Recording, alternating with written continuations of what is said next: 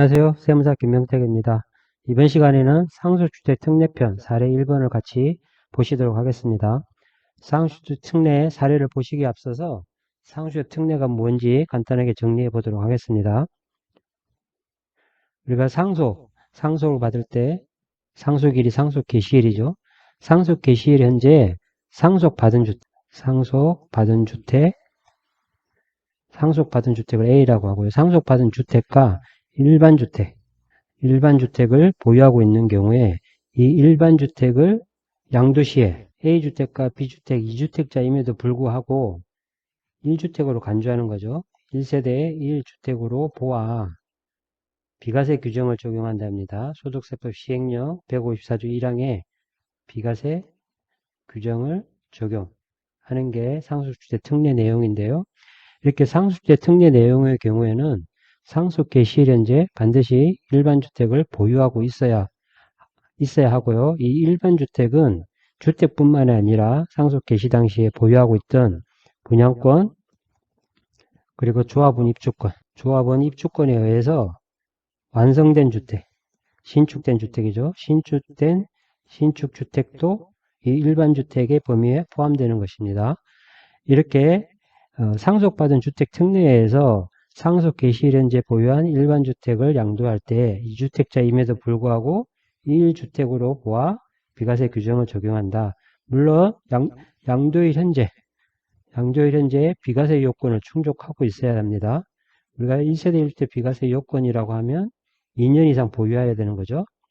2년 이상 보유를 하셔야 되는데 조정 대상 지역에서 취득했다.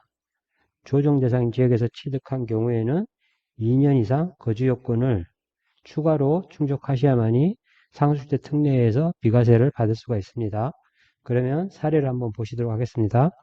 사례에서 2009년 12월에 아버지는 A주택, 서울에 소재하는 A주택을 취득하고 자는 서울에 있는 B주택을 취득한 상태죠. 물론 부와 자는 별도 세대입니다. 별도 세대로서 각자 1주택씩을 보유한 상태에서 아버님이 사망으로 인해 가지고 2020년 3월에 상속 개시됐죠. 20년 3월이 상속 개시일입니다. 이 상속 개시일이 사망일, 상속일이죠. 사망일로 이렇게 판단하시면 되겠습니다. 상속 개시일 현재 상속받은 A주택과 B주택을 보유하고 있죠. 17년 8월에 취득했기 때문에 상속 개시일 현재 B주택을 보유하고 있는 상태이므로 이 B주택에 대해서는 B주택을 양도할 때 상속주택 특례에서 비과세를 받을 수 있다. 이렇게 보시면 되는데요.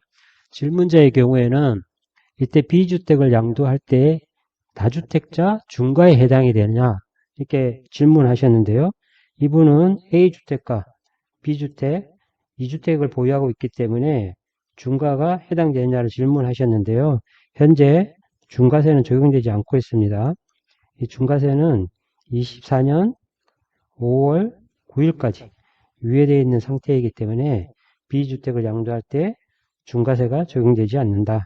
반면에 지금 B주택에 대해서는 상속 개시일에 이제 B주택을 보유하고 있으므로 상속주택 특례에서 비과세 적용이 가능한 것입니다. 따라서 이 B주택이 양도일 현재 비과세 요건을 갖추고 있다면 당연히 비과세 되는 거죠. 보시면 즉 일반 주택인 B주택을 2017년 8월에 샀기 때문에 23년 1월까지는 5년 이상 보유한 상태죠. 5년 이상 보유했기 때문에 보유기간 요건을 충족하고 있고요. 17년 8월에 서울에서 B주택을 취득했는데 우리가 조정대상 지역은 17년 8월 2일부터 조정대상 지역으로 지정이 됐죠.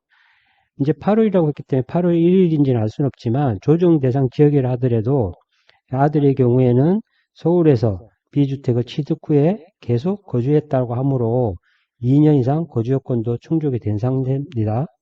2년 이상 거주 요건도 충족이 된 상태이기 때문에 비과세 요건을 충족하고 있죠. 즉 보유 요건도 충족하고 있고 거주 요건도 충족하고 있는 상태입니다. 따라서 비과세가 가능하다. 물론 이 B주택의 양도가액이 12억을 초과하면 양도가가 12억을 초과하면 이 초과분에 대해서는 초과분은 과세가 되는 겁니다. 그리고 우리가 이렇게 초과분에 대해서 가세가 될 때, 고가주택으로 인해서 가세가 될 때, 고가주택의 경우에 1세대 1주택으로 초과분에 대해서 가세가 될 때 장기보유 특별공제의 경우에는요, 우리가 2년 이상 2년 이상 거주를 한 경우에는 장기보유 특별공제 표 2를 적용할 수가 있는데요. 장기보유 특별공제의 경우에는 우리가 표 1의 공제율이 있고요. 표 2의 공제율이 있습니다. 표 1의 공제율의 경우에는 보유에 따라서 연 2%씩 30%를 최대로 해서 공제가 가능하고요. 표 2의 경우에는 반드시 2년 이상 거주하셔야 됩니다. 2년 이상 거주한 경우에 한해서 표 2를 적용받는데요. 표 2는 보유기간에 따른 공제율, 그리고 거주기간에 따라 공제율이 적용이 되는데요. 보유기간에 따른 공제율은 연 4%씩 최대 40%가 공제가 가능하고요. 거주의 경우에도 거주에 따른 공제도 당연히 2년 이상 거주를 하셔야 되고요. 2년 이상 거주 안 한 경우는 이때도 보유에 따른 연 4%가 적용되는 것이 아니라 표 1로 연 2%씩 최대 30%까지 공제되는 겁니다. 2년 이상 거주하였으므로 보유에 대한 연 4%씩 40%를 최대로 하고, 거주의 경우에도 연 4%씩 최대 40%까지 장기보유 특별공제가 가능하다. 예컨대 10년 이상 보유하고 10년 이상 거주하였다라고 하면 보유에 따른 공제도 40%를 적용받을 수 있고, 거주에 따른 공제도 40%, 그래서 최대 80%까지 장기보유 특별공제가 가능합니다. 그리고 말씀드린 대로 우리가 하나 더 반드시 기억해야 될 부분이, 상속 개시 당시에 일반 주택을 반드시 보유하고 있어야 된다. 그리고 비과세 요건의 경우에 2년 이상 보유 요건과 조정 대상자에 의해서 취득한 경우, 그 보유 기간 중에 2년 이상 거주 요건도 추가로 충족해야 된다. 이때 취득 당시에는 조정 지역이고, 양도 당시에는 조정 지역이 아니다. 이렇다 하더라도 취득 당시에 조정 대상에서 취득했기 때문에 양도 당시에 조정 지역이 아니다 하더라도 2년 이상 거주 요건을 추가로 충족하셔야만이 비과세가 가능하다라는 점을 꼭 기억해 주시기 바랍니다. 감사합니다.